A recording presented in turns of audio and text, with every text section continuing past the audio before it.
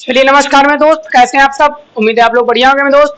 आप लोग बढ़िया तो मैं भी बिल्कुल बढ़िया हूँ। स्वागत करते हैं आपके अपने platform target with Trivedi 9th और 10th पे। इतने दिनों के बाद जो सेटअप हम तैयार कर रहे थे, बार बार अनाउंसमेंट कर रहे थे कि आज आ रही है क्लास, कल आ रही है, परसों आ रही है, नरसों आ रही है। फाइनली वो दिन हमारा जो है वो पूरा हुआ और आज हम आप लोग के बीच में मैथ की पहली क्लास, वो भी मैथ की क्लास 10th के लिए लेकर आया हूं। तो चैनल पर नए हो तो प्लीज चैनल को सब्सक्राइब भी करें, लाइक करें और शेयर भी करें मेरे दोस्त। तो चलिए स्टार्ट करते हैं मैथ। और ये पर डे आपको जो है टाइम टेबल के हिसाब से मिलती रहेगी। 6 बजे, 6:30 बजे और 7:30 बजे ऐसे टाइम टेबल हम दिए थे। टाइम टेबल की वीडियो भी चैनल में पड़ी हुई है, आप लोगों को जो है जाकर देख सकते हैं मेरे दोस्त। तो चलिए स्टार्ट करते हैं। पहला जो है आपका पहला चैप्टर है मैथ का, वास्तविक संख्याएं। पहला चैप्टर आप डाल सकते हैं, वास्तविक संख्याएं।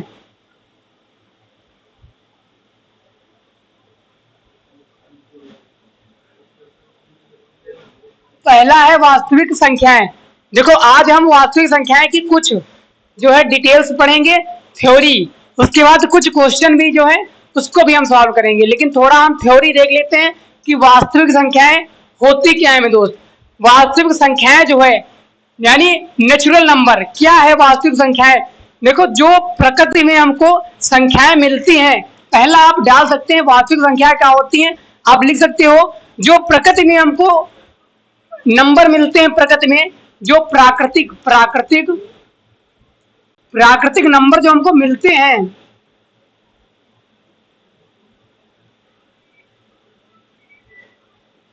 जो प्राकृतिक नंबर हमको मिलते हैं प्रकृति में, उसी को हम बोलते हैं वास्तविक संख्याएं। एग्जाम्पल हो जाएगा पहला 1 2 3 4 5 6 7 8 और 9। ये हमारे दोस्त की प्राकृतिक संख्याएं। ये हमको कहाँ मिलती है, हमको प्रकृति में मिलती है, जिसको हम बोल देते हैं प्राकृतिक संख्या में दोस्त। चलिए देखते हैं अगला क्या होता है। जैसे ही प्राकृतिक संख्या में दोस्त हो जाती है, उसके बाद हम दूसरा देख लेते हैं कि और क्या होता है। तो प्राकृतिक संख्या के बाद एक संख्या आती है जिसका नाम होता है दोस्त पूर्ण संख्याएं। पूर्ण संख्याएं,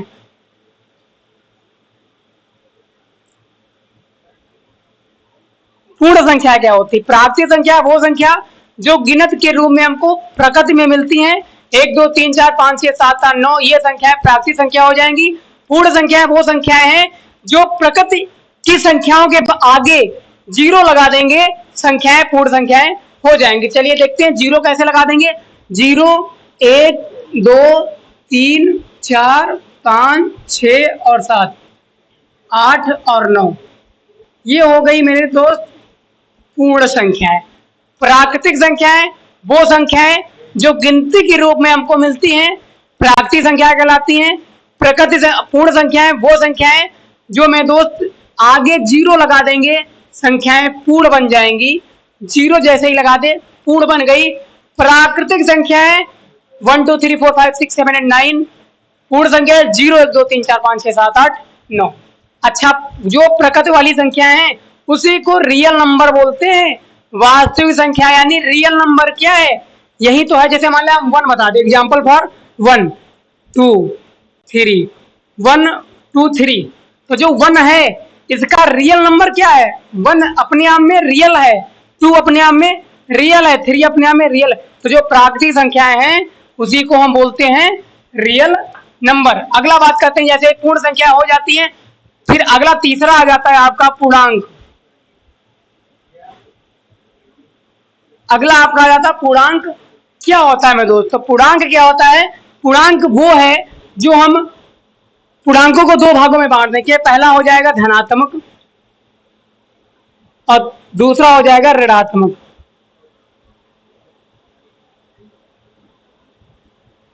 पहला हो जाएगा धनात्मक और दूसरा हो जाएगा ऋणात्मक। इसको हम बोल देंगे पूर्णांक। धनात्मक को प्लस और ऋणात्मक को माइनस, ये हो जाएगा पूर्णांक। जैसे ही पूर्णांक फाइनल होता है उसके बाद हम अगली बात करते हैं। प्राकृतिक संख्या हो गई, पूर्ण संख्या हो गई, पूर्णांक हो गया। इसके बाद तीसरा चौथा जो आता है, चौथा आता है संख्या, परिमेय संख्या। चौथा आता है परिमेय संख्या।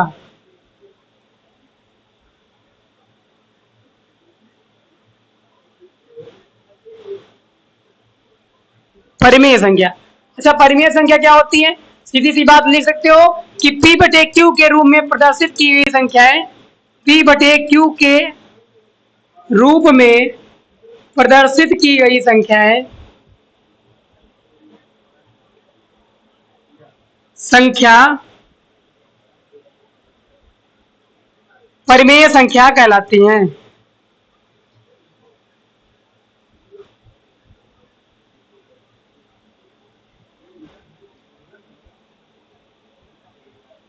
परिमेय संख्या कहलाती है। P बटे Q के रूप में प्रदर्शित की गई संख्या जो होगी वो परिमेय संख्या हो जाएंगी मेरे दोस्त।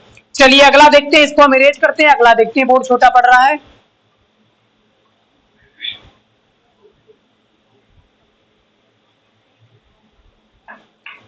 जैसे ही परिमेय संख्या फाइनल होती है, अच्छा परिमेय संख्या में थोड़ा और हम लिख लेते हैं। परिमेय संख्या में एक शर्त होती है कि जो हर होता है, हर में जीरो नहीं आना, सॉरी हर में एक नहीं आना चाहिए। जो हर है मान के चलो 8 बटे 1 जो है, जो एक है, ये परिमेय संख्या नहीं है। एक परिमेय संख्या नहीं, हर में एक नहीं आना चाहिए। उसके बाद अगला देखते हैं, 9 बटे 2 ये परिमेय संख्या है, और 9 बटे 1 ये परिमेय संख्या नहीं है, क्योंकि हमेशा हर में एक होता है। ठीक है, अगला देखते हैं। जैसे ही परिमेय संख्या फाइनल होती है, उसके बाद अगला जो संख्या हो जाती है वो हो जाती है अपरिमेय संख्या। अगला है अपरिमेय, अगला पॉइंट है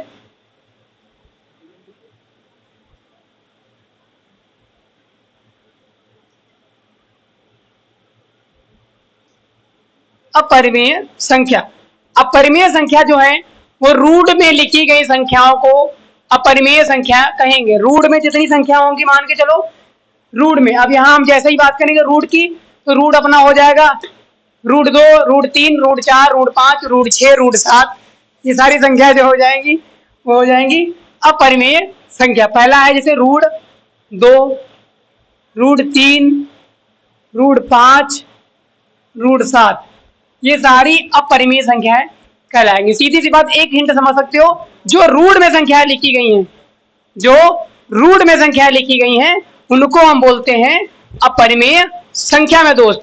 जैसे ही अपरिमेय संख्या फाइनल होती है, उसके बाद अगला पॉइंट आ जाता है गुणनखंड। अगला पॉइंट आ जाता है मेरा गुणनखंड। गुणनखंड देखते हैं क्या है।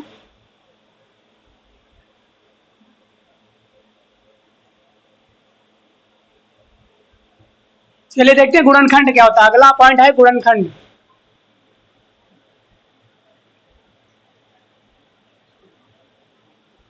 गुणनखंड क्या होता है, देखो सीधी सी बात समझो, गुणनखंड क्या होता है, किसी भी नंबर्स के फैक्टर्स गुणनखंड कहलाते हैं।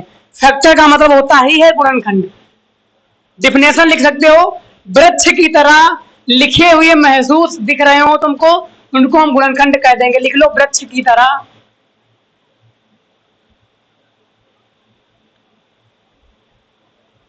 वृक्ष की तरह लिखे हुए। अच्छा, जैसे 12 है, 12 के हम फैक्टर करेंगे, तो 12 के जो फैक्टर करेंगे हम, तो 12 के फैक्टर जो हम करेंगे, 12 के फैक्टर, तो 12 का हम इधर कर देंगे 4, हाँ सॉरी इधर हम कर देंगे 2, सॉरी इधर हम कर देंगे 4 और इधर हम कर देंगे 3। 4 और 3 हो जाता है 12। जब 4 3 12 हो जाता है, 4 के फिर फैक्टर कर देंगे 2 और 2, 3 का फैक्टर कोई नहीं होता है। तो ये एक तरीके से वृक्ष के रूप में लिखा हो गया।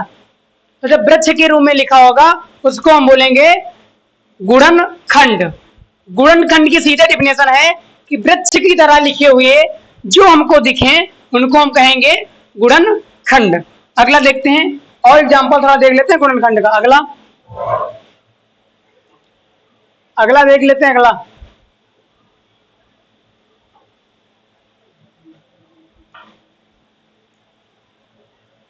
अगला है, एग्जाम्पल मान लेते हैं 18, 18। 18 के फैक्टर निकालेंगे, गुणनखंड निकालेंगे।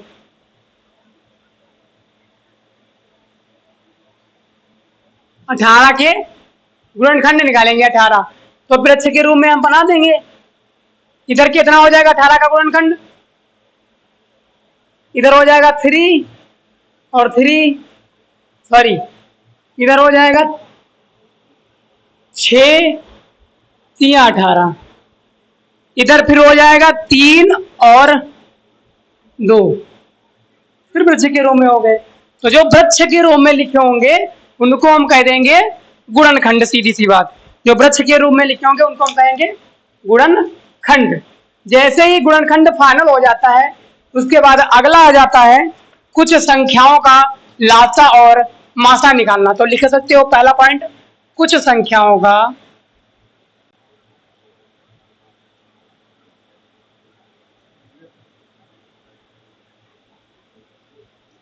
लासा और मासा निकालना। चलो सीखते हैं लासा और मासा कैसे निकाला जाता है। तो भैया लासा और मासा निकालने की दो ट्रिक है, एक भाग विधि है और एक गुणनखंड विधि है। जो आप लोग के बीच में पूछी जाती है 10th में वो ज्यादातर गुणनखंड विधि पूछी जाती है, लेकिन लासा कैसे भी निकले, मासा कैसे भी निकले, मासा होना चाहिए, ऐसे मासा निकलना चाहिए। मासा को इंग्लिश में कहते हैं, लासा को इंग्लिश में कहते हैं एलसीएम और मासा को क्या कहते हैं HCF। अब निकालते हैं पहला HCF। मान के चलो 36 और 40 का हम निकालेंगे एलसीएम। तो एलसीएम निकालने के लिए हम इस तरीके से लिखेंगे, और एलसीएम कैसे निकालेंगे तो सीधी सी बात देख लेते हैं। ये क्या है, ये भैया 6 है, और ये क्या, ये 0। यहाँ पे एक क्वेश्चन है मेरे दोस्त, हम यहाँ पे एक क्वेश्चन लगाते हैं, भूल गए थे थोड़ा। सम और विषम संख्या क्या होती है, सम संख्या और विषम।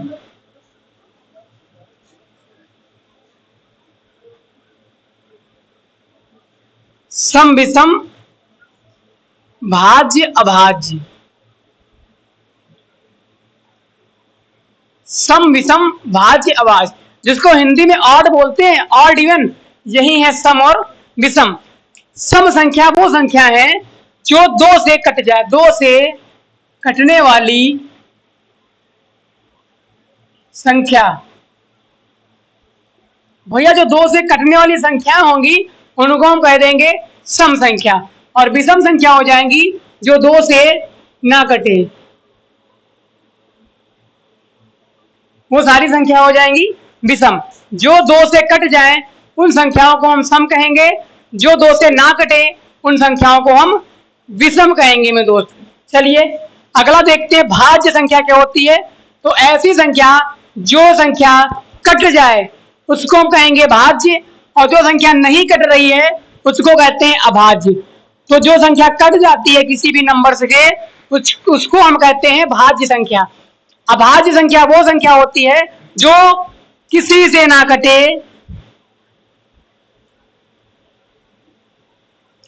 या स्वयं से कटे या खुद से कटे या एक से कटे, ऐसी संख्या को अभाज्य संख्या कहेंगे। वो संख्या जो खुद से कटे या फिर एक से कटे, ऐसी संख्याओं को कहेंगे अभाज्य संख्या। तो इतना और था। उसके बाद बात करते हैं अब हम लासा और मासा की। तो लासा क्या है भैया, लासा हम निकालेंगे 36 और 42 का।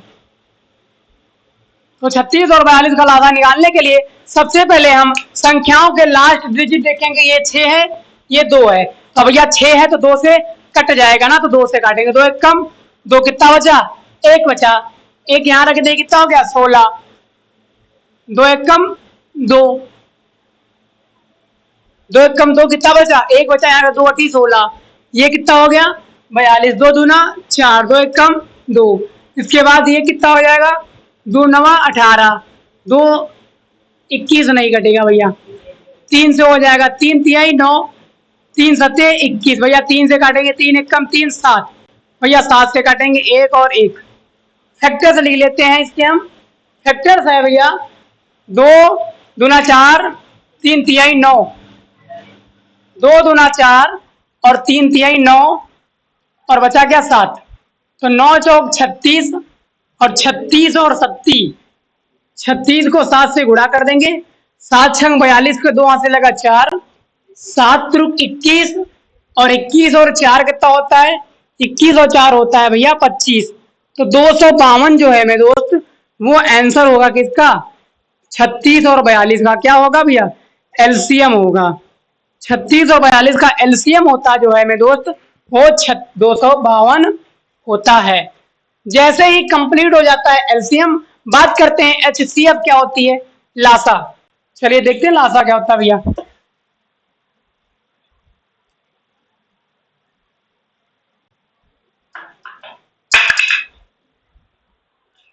चलिए लासा देखते हैं क्या होता है। मासा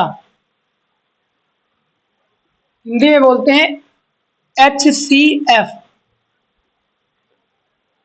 क्या था, 36 और 42। दो तरीके से निकालेंगे, पहला भाग भी निकालेंगे, दूसरा हम निकाल लेंगे अपना गुणनखंड विधि। तो भैया भाग विधि निकालेंगे सबसे पहले। तो 36 और 42 में क्या बड़ा है, 42 बड़ा है। जो बड़ा होगा उसको हम, जो छोटा होगा उससे भाग दे देंगे। 36 को भाग दे देंगे 42 से, 36 को भाग दे देंगे 42 से, 36 को भाग देंगे 36 एकम 36, 42 से 36 चला जाएगा, कितना बचेगा, यहाँ बचेगा 12, 12 से 6 गया 6, यहाँ कितना बचा 1, 3, 3 से 3 क्या, कुछ नहीं बचा, कितना भैया 6, 6 को कर देंगे किससे 36 से, 6 छरंग 36। जब पूरा पूरा कट रहा है तो ये क्या आ रहा है 6, 6 जो है ये भैया एचसीएफ है किसका, माता 36 और 42 का। ये भाग भी हो गया। क्या किए, 36 को 42 से किए। सबसे पहले दो संख्याओं के बीच मासा निकालने के लिए हम देखेंगे कौन सा अंक बड़ा है। जो अंक बड़ा होगा उसको इधर लिख देंगे, जो छोटा होगा उसको आगे लिख देंगे। 36 से कम 36 करेंगे, 36 को घटाएंगे 6 आएगा, 6 को 36 से फिर भाग दे देंगे, आ जाएगा 6 36, 6 जो है एचसीएफ। उसके बाद आप गुणनखंड विधि देखते हैं, अलग अलग निकाल लेते हैं 6 और 42। मासा निकालने के लिए अलग अलग कर लेंगे। सबसे पहले हम इसके फैक्टर निकाल लेंगे, 3 से काटेंगे, सॉरी 2 से काटेंगे, 2 से काटेंगे, 2 एकम 2, 2 अठी 16, 2 नवा 18, 3 तिहाई 9 और 3 एकम 3। इधर जोड़ा निकल गया 2 और 3। इधर देखते हैं क्या है, 2 दूना 4 3 12 3 36, 2 दूना 4 3 12 12 3 36। ये आपके फैक्टर हो गए। 42 के फैक्टर हो जाएंगे, 2 दूना 4, 2 एकम 2, 3 सत्ते 21 और 7 एकम 7। 42 के फैक्टर हो जाएंगे 2 गुड़े 3 और गुड़े 7, 2 गुड़े 3 गुड़े 7। अब हम क्या करेंगे, अब हम इधर का जो है इधर का जोड़ा निकाल लेंगे। और इधर देखो, इधर क्या है, इधर 2 तिहाई 6, 2 तिहाई 6। हम वो संख्याएं चूज करेंगे जो दोनों में हमको सेम मिल रही होंगी। जो सेम संख्याएं होगी वही हम क्या करेंगे, निकाल लेंगे। भैया 2 इसमें है तो 2 ले लिए, 2 निकाल लिए। इसमें 3 है, 3 है। इधर 2 और 3 मिल गया। क्या देखो 36 में 2 3 मिल रहा है क्या, देखो 42 में मिल रहा है, 42 में भी मिल रहा है क्या 2 और 3, तो 42 में निकाल लेंगे 2 और 3। इन दोनों के जब हम गुणा करेंगे तो क्या हो जाएगा, इन दोनों के जब हम गुणा करेंगे तो 3 दूना 6 हो जाएगा। इसमें भी जो सेम है, देखो सीधी सी बात समझो, जो हमको सेम लगी इसमें क्या कर लेंगे सेम, 2 और 3 उतार लिए। इसमें भी क्या है 2 और 3, इसका जोड़ा 2 और 3, इसमें भी हमको सेम मिल रहा है। 2 तिहाई 6, 2 तिहाई 6, 6 6 जो है वो दोनों में सेम आ रहा है। जब 6 दोनों में सेम आ रहा है तो हम सीधे निकाल लेंगे 6 इधर जो है एचसीएफ 36 42, यानी 36 और 42 का एचसीएफ है 6। ऐसे भाग विधि द्वारा था, ऐसे गुणनखंड विधि द्वारा था। अगला देखते हैं थोड़ा,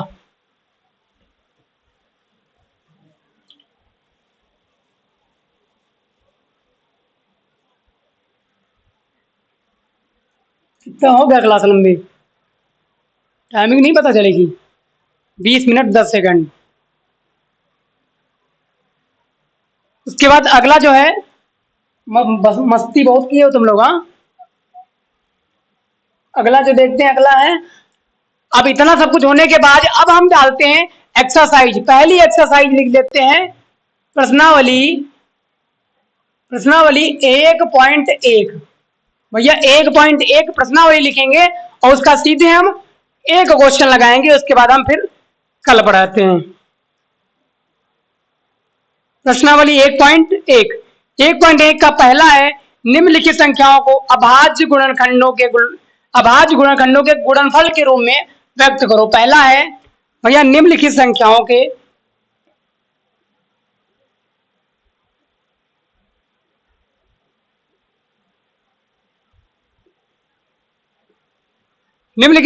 के अभाज्य गुणनखंड,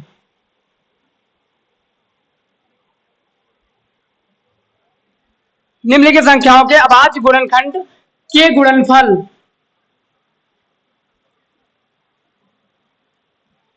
के रूप में व्यक्त करना है।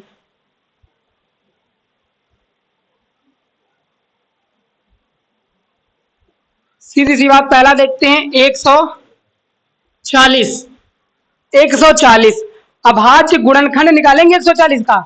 140 का अभाज्य गुणनखंड निकालेंगे तो 140। भैया ये प्रश्नावली है, ये रियल नंबर, रियल जो है वास्तविक संख्या है, रियल नंबर जो है आपका, उसकी प्रश्नावली 1.1 का पहला क्वेश्चन है। 140 कह रहा है अभाज्य गुणनखंडों के गुणनफल के रूप में व्यक्त कीजिए। 140 के फैक्टर से निकालने हैं तो वैसे निकाल लेंगे।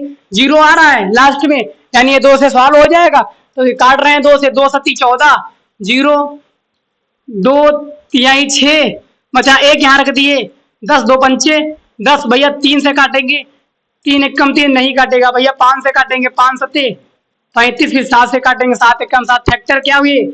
140 के फैक्टर हैं 2 गुणे 2 गुणे 5 गुणे 7, 2 दूना 4, पंचे 20, सत्ती 140। बस यही क्वेश्चन है,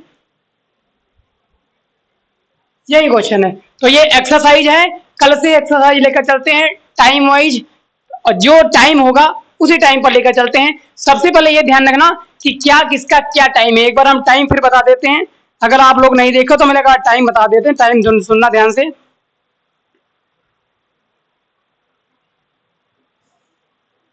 देखो, जो सोमवार है वो मैथ और साइंस रहेगी सोमवार को, एक बार नोट कर लेना सब लोग। सोमवार को जो है वो मैथ और साइंस रहेगी। मैथ 6:30 बजे आएगी, साइंस आपको 7:30 बजे मिलेगी। मंगलवार को साइंस और एसएसटी मिलेगी, टाइमिंग वही 6:30 बजे साइंस, एसएसटी 7:30 बजे। बुधवार को जो है वो मैथ रहेगी 6:30 बजे, एसएसटी रहेगी 7:30 बजे। गुरुवार जो है वो साइंस रहेगी 6:30 बजे, एसएसटी रहेगी, मैथ रहेगी 7:30 बजे। शुक्रवार जो है, शुक्रवार को एसएसटी रहेगी 7:30 बजे और मैथ रहेगी 7:30 बजे शुक्रवार। शनिवार जो है वो मेरा साइंस रहेगी 6:30 बजे और एसएसटी रहेगी 7:30 बजे में दोस्त। तो मिलते हैं कल अपने उसी टाइम टेबल के साथ, तब तक के लिए धन्यवाद मेरे दोस्त।